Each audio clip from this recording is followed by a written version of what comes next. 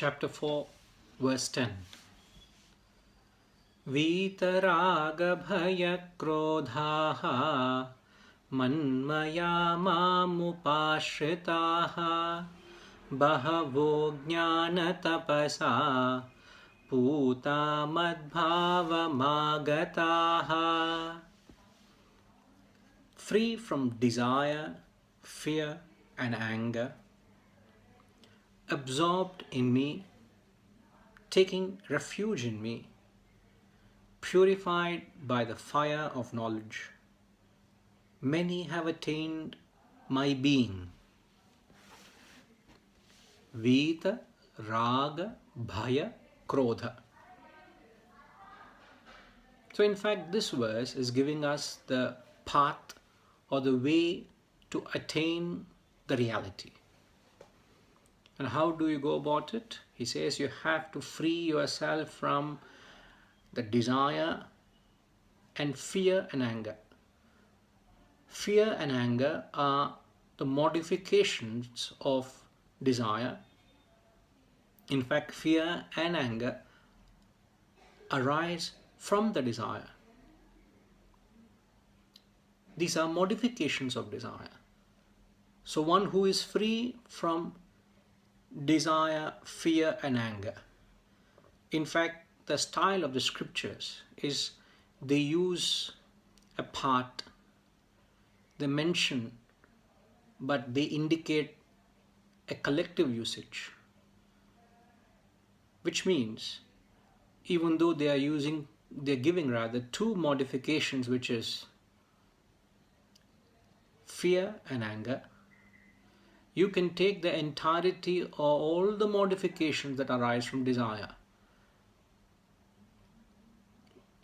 From desire, which is kamaha, arises krodha, lobha, greed, moha, delusion, mada, arrogance, matsarya, envy, bhaya, fear.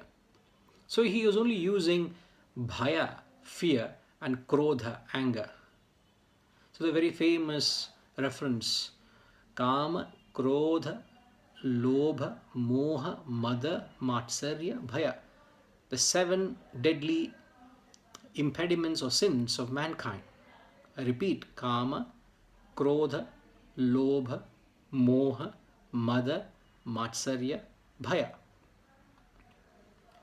So, what is desire? Desire is nothing but a flow of thoughts from you to a particular object or being in the world. So when your thoughts are flowing towards a particular object, you could say that I have a desire. And depending on the stream of thoughts, if it's a thick stream of thoughts, you could say I have a strong desire for it. If it's a thin stream of thoughts, it's a weak desire, it's a mild desire. For example, let's say there is a major international tournament. Let's say it could be a football tournament, it was a World Cup, or it's a cricket World Cup. And you're so much, you're having a desire to watch the match. You have come early from work. You have made sure that you have the television, you have tuned into the right channel, you're ready for the match. But for some reason, there is a telecast problem.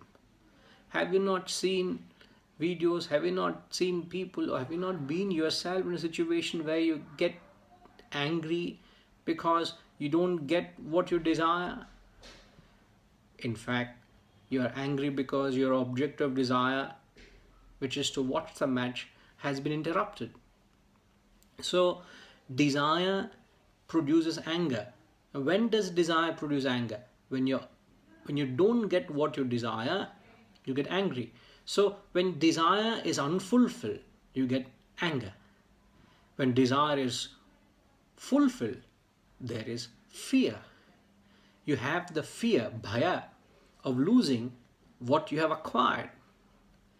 But that doesn't necessarily mean everybody who has acquired should live a life of fear. or in the modern sense, there is a insecurity. Everybody feels a sense of insecurity, but sadly, some of us don't know the definition of insecurity. I'm not being um, falsely modest. I'm not trying to put on an act, but genuinely I'm trying to say we don't know what insecurity is. We live a life of mentally, we're very secure, and that comes from the very fact that you carry an attitude of service. Now there you get an answer. It is not what you acquire, it is how you go about acquiring. So if you have lived a selfish life, if you have lived a life of self-centeredness, you will find yourself very insecure, because you have earned that resources, you earned that money at the cost of somebody else's. It is not going to give you any comfort, rather it gives you discomfort. So when he says free from desire, fear and anger, you have to uproot the desire, or you have to control the desire and ensure that it doesn't metamorphose, it doesn't transform into the other modifications which I've just mentioned. Now, how do you do that? How do you ensure that? And here he says the answer is you have to, he says manmaya. Manmaya means you have to be absorbed in me. Then he says upashritaha, take refuge in me.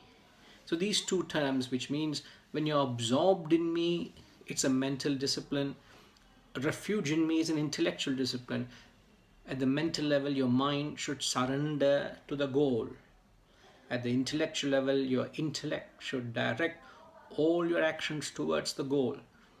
The fundamental thing we all need to do in life is to pitch up a goal or an ideal which is beyond your selfish purposes. You must conceive a cause, a higher cause.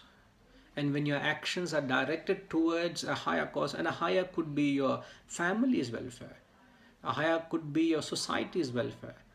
It's not that you will stop thinking of yourself. It is just that you've accommodated others' interest along with yourself. It is not at the cost of your welfare. In fact, you are serving them, including yourself. So when you have an ideal and when you are dedicated, when you translate every action, every effort towards that goal, here when he uses the word me, as I've said earlier, it means the Atman, the self. But you may not be able to identify with the self. You may have to tone it down to a very realistic level. So whatever you can identify with, it could be your organization, it could be an institution, it could be your nation. So one who does that, purified by the fire of knowledge. What is it that's purified? It is your vasanas, it is the desire. The desire is personified as the evil between man and God. It is that element. It is that, in the 3rd chapter he says, it is, what is that force which compels me to commit sin? So what is that pushes you to commit a sin? It is your own desire. So he who is purified by the fire of knowledge, like just as fire destroys darkness, he compares it as the knowledge that destroys ignorance. And one who has done that, he says, many have attained my being. So it is not something unknown. Those who have taken refuge in this path, who believe, who have surrendered to the teachings and the teacher, he says, Krishna says, I assure you that you shall attain the supreme good, you shall attain the self.